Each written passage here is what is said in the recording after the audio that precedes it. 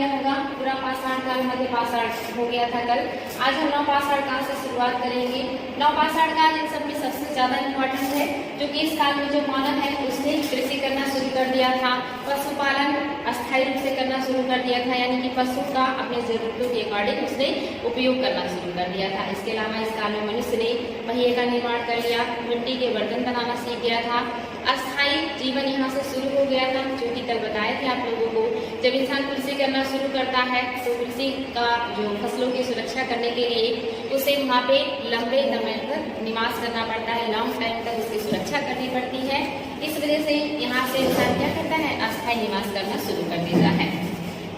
नवपाषाण काल में जो ऊपर के क्षेत्र हैं, यानी कि जम्मू कश्मीर का इलाका है, यहाँ के क्षेत्र भी बर्फ मुक्त हो चुके हैं और यहाँ पे भी अब जो है इंसान निवास करने लायक जो है जगह मिल जाता है और इंसान इन क्षेत्रों में भी निवास करना शुरू करता है। सबसे पहले जो जम्मू कश्मीर का दो स्थल है, आपने जो इसके बारे में पढ़ा होगा, एक है बुर्ज़होम, यहाँ से आपने जो पढ़ा होगा कि मानव के साथ कुत्ते के दफनाए जाने का साक्ष्य मिला है। इसके अलावा एक और भी स्थल है गुप्तराल। ये दो स्थल हैं जो बहुत इंपॉर्टेंट है, जो जम्मू कश्मीर में पाए जाते हैं और ये दोनों ही स्थलों से जो है कृषि के साक्ष्य मिले हैं, मिट्टी के बर्तन मिले हैं, लेकिन यहाँ से सूक्ष्म पाषाण उपकरण नहीं पाए जाते हैं। जो माइक्रोलिथ उपकरण है वो बुर्ज़होम और गुप्तकाल से नहीं मिलते हैं। यहाँ से गर्त जो है आवास का साक्ष्य मिला है, गर्तावास मिला है।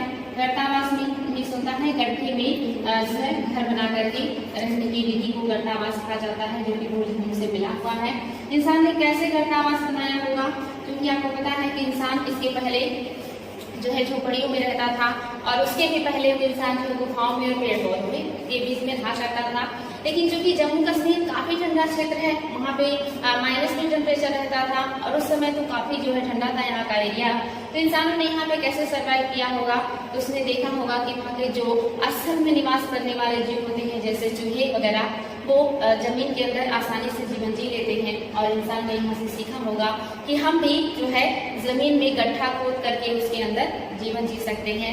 आपको पता है कि जब हम धरती के अंदर जो है जाते हैं या जैसे जैसे धरती के अंदर आप जाओगे तो 32 मीटर जाने पे 1 डिग्री टेम्परेचर बढ़ जाता है, यानी कि इंसान ने जब गड्ढा खोदा होगा तो उसे मतलब महसूस हुआ होगा कि ऊपर के टेम्परेचर से जो गड्ढे के अंदर का टेम्परेचर है वो काफी सामान्य है, या वहाँ पे वो जीवन जी सकता है या अपने आप को जिंदा रख सकता है।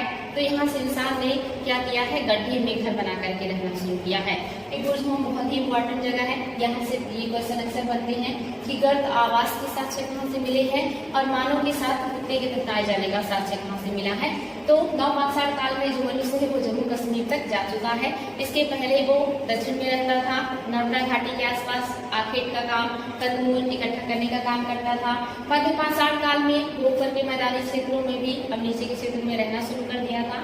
लेकिन नवपाषाण काल जैसे जैसे आता है मनुष्य ऊपर के क्षेत्रों में भी चला जाता है। इस काल में बहुत सारे महत्वपूर्ण स्थल और भी हैं, जैसे आप देखोगे कि बलूचिस्तान का मेहरगढ़, जिसके बारे में आप लोगों ने काफी कुछ पढ़ा होगा।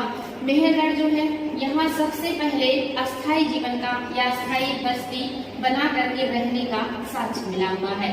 जो आपका मेहरगढ़ है ये पाकिस्तान के बलूचिस्तान प्रांत में मिलता है और यहाँ पे सबसे पहले मनुष्य ने कृषि किया था और कृषि में गेहूं और जौ का उत्पादन किया था।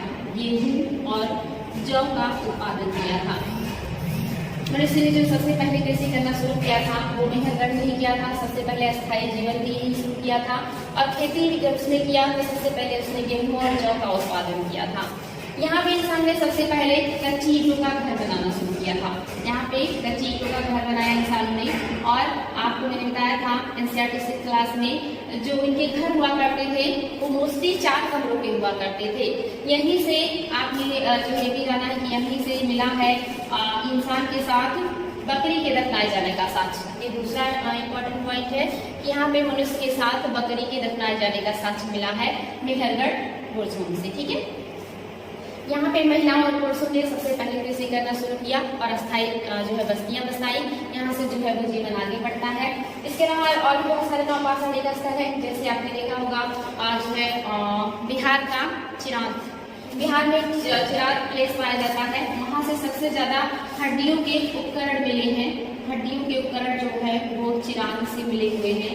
और ये जो चिराग है ये बिहार में है और जो हड्डियों के उपकरण है वो हिरण के सींग के हैं, हिरण के सींग के हैं और इनसे जो है वहाँ पे हथियार बनाए गए हैं। काफी इंपॉर्टेंट है, एग्जाम में आया हुआ है। हिरण की सींग की हड्डियों के औजार सबसे ज्यादा कहाँ से मिले हैं? वो चिराग से मिले हैं। चिराग जो है आपका बिहार में है। इसके अलावा साउथ में आप जाएंगे तो कर्नाटक का जो क्षेत्र है, कर्नाटक में कई स्थल मिले हैं जैसे पिकली हल है, संदन कल्लू है, पिकली हल, संदन कल्लू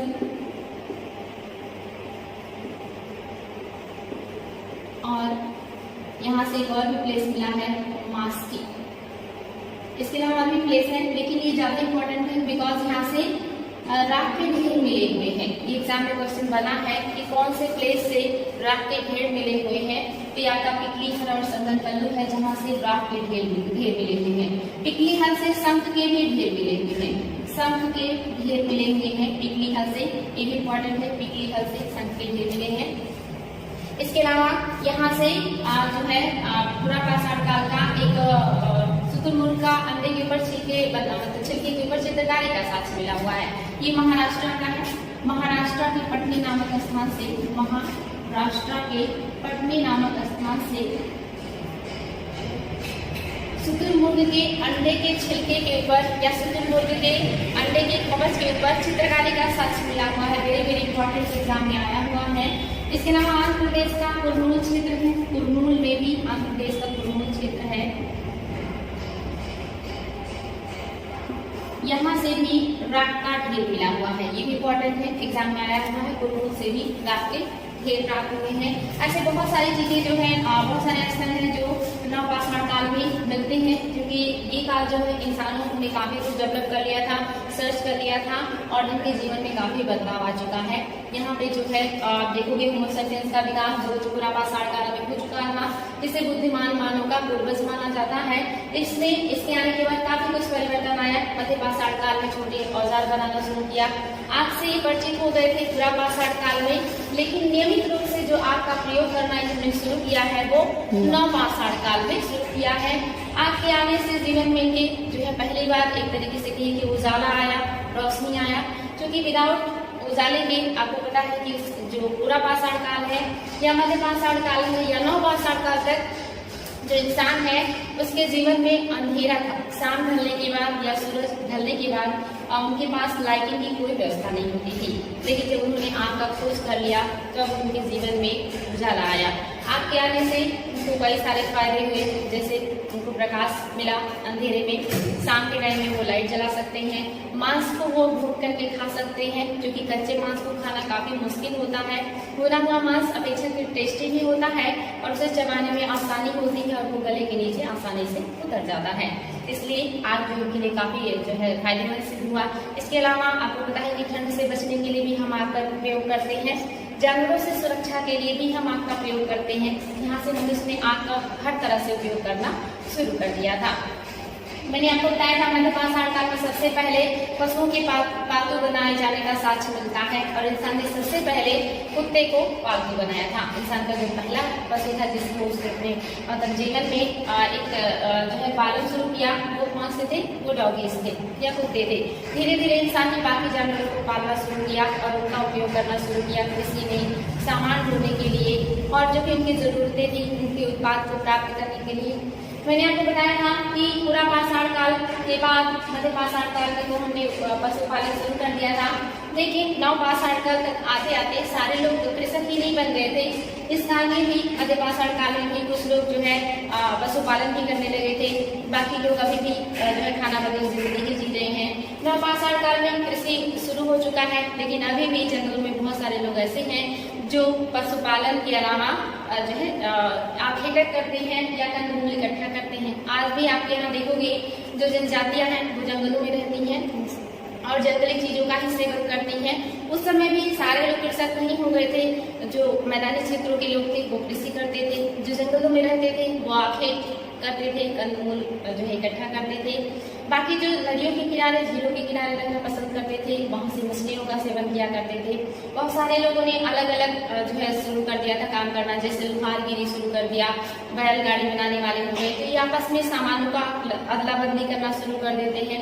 जैसे जो कृषि कर रहा है वो अनाज दे करके जंगली लोगों से कंदमूल प्राप्त कर लेता है, लोहार से हथियार प्राप्त कर लेता है, तो सामानों का अदला बदली यहाँ से शुरू हो जाता है। और उसके बाद ताम्र पाषाण काल में इंसान जो है वो पाषाण के साथ साथ तांबे का प्रयोग करना शुरू कर देता है। तो ये जो है इम्पोर्टेंट पॉइंट है जो आपके नवपाषाण काल से संबंधित है। और अगर इधर आप लोगों को कोई प्रॉब्लम है तो आप लोग पूछ सकते हैं, मैं इसको क्लियर कर दूंगी। और अगर कोई प्रॉब्लम नहीं है तो फिर इसके आगे हम आप लोगों को नोट कराते हैं। ठीक है, आगे बढ़ेंगे।